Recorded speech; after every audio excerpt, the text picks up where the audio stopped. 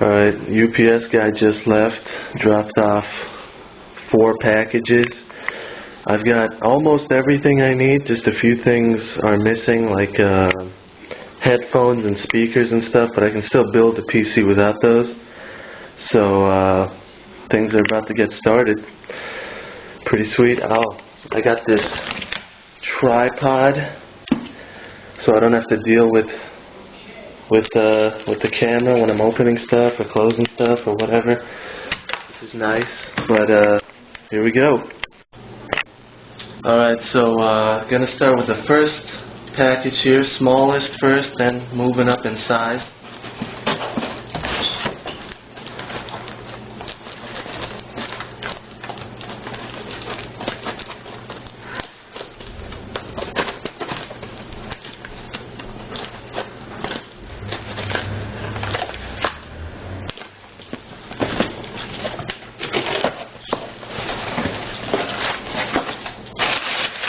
Can't get started on the build today because I got some stuff going on later, but tomorrow morning I should get everything rolling. There's that invoice. Now here we have, I got this, you don't really need this for a PC build, but my motherboard comes with a SPDIF connector, and I do have a home theater set up, so I'm going to use this for audio until, and then whatever, I'm going to get a sound card later on, and whatever I get is also going to have an SPDIF connector, so I needed something long, and this will do the trick. So there's one. Put that away.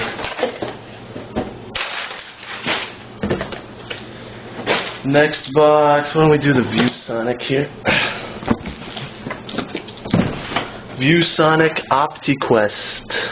It's 20-inch widescreen LCD. 5 millisecond response time, 1680 by 1050 resolution, and a few other things that are kind of nice. I don't need anything crazy because I'm going to use my HDTV for a lot of the things, so this will do alright.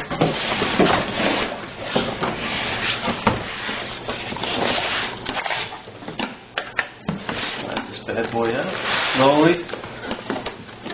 You don't want to rush anything because then that'll, some cables here. You don't want to rush anything because then that'll screw things up for you.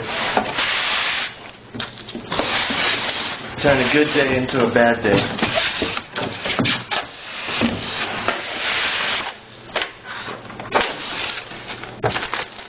We got a pretty slim manual. There's not much to it really. Oh, it looks like they've got some drivers you should install. Don't know, the CD must be somewhere, I don't know. That's that. Pretty big widescreen, by the way, I think we're going to say.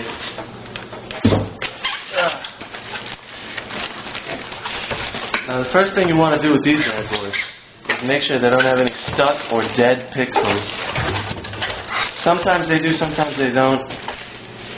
Depends on who you're buying from, their policy with it, and how much of it is acceptable. A lot of LCDs come with 1 or 2, and that's just the way it is. But we'll see. It doesn't really matter. 1 or 2 is not very noticeable considering how many pixels there are on the screen. I'm going to make this quick here. Open it up.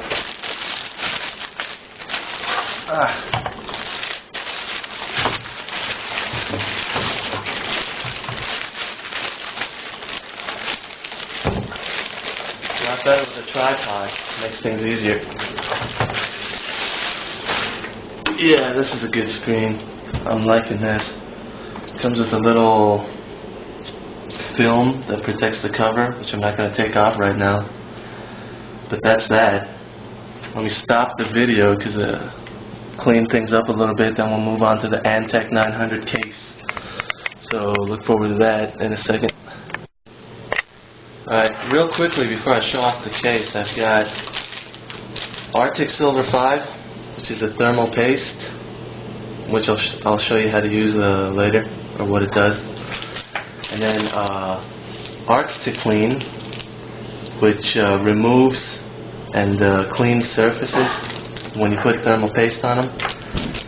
So these sort of go hand in hand. Not a big deal, but it's good to show. Then here we have the piece that's the biggest of them all, Antec 900 case. Now the funny thing about this is when you see this right here, it almost looks like those Apple G5 pictures, but it's nothing like that really. It's got good airflow like the G5.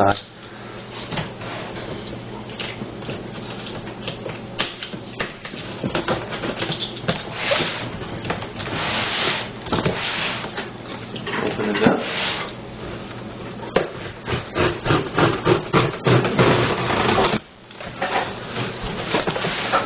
Here's the manual, somewhat thick, which is nice. You gotta know what you're doing. Take out the case.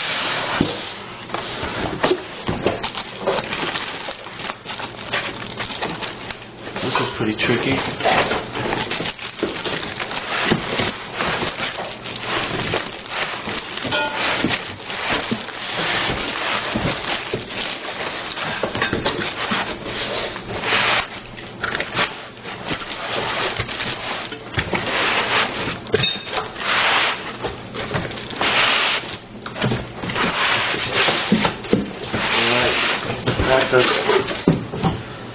That was kind of hard, but good. Well, there you go.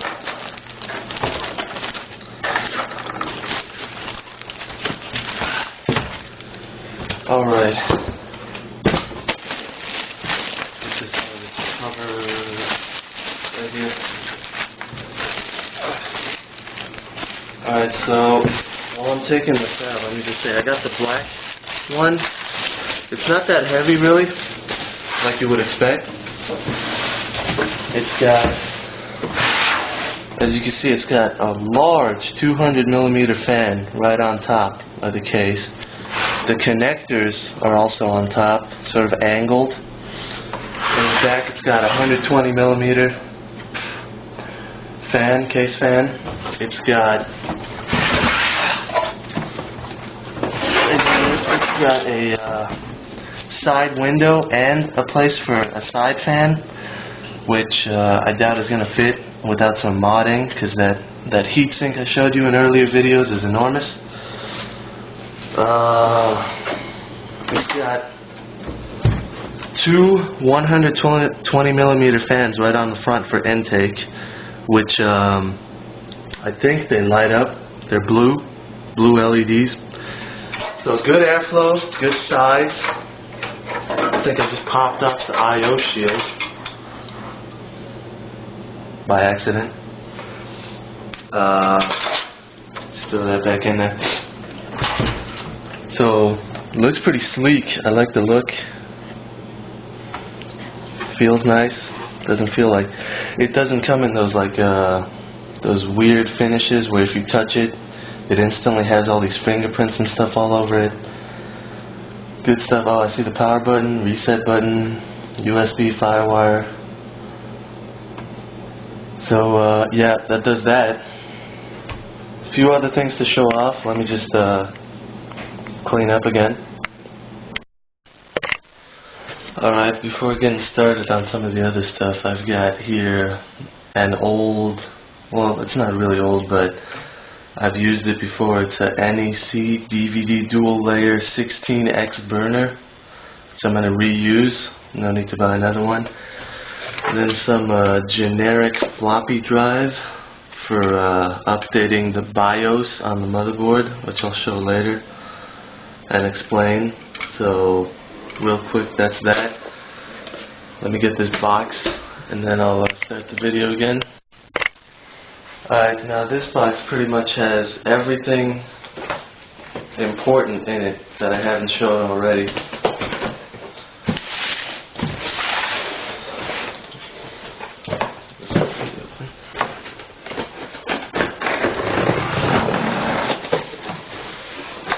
A lot of packaging of peanuts, as they call them. But we'll just decide and one by one just take everything.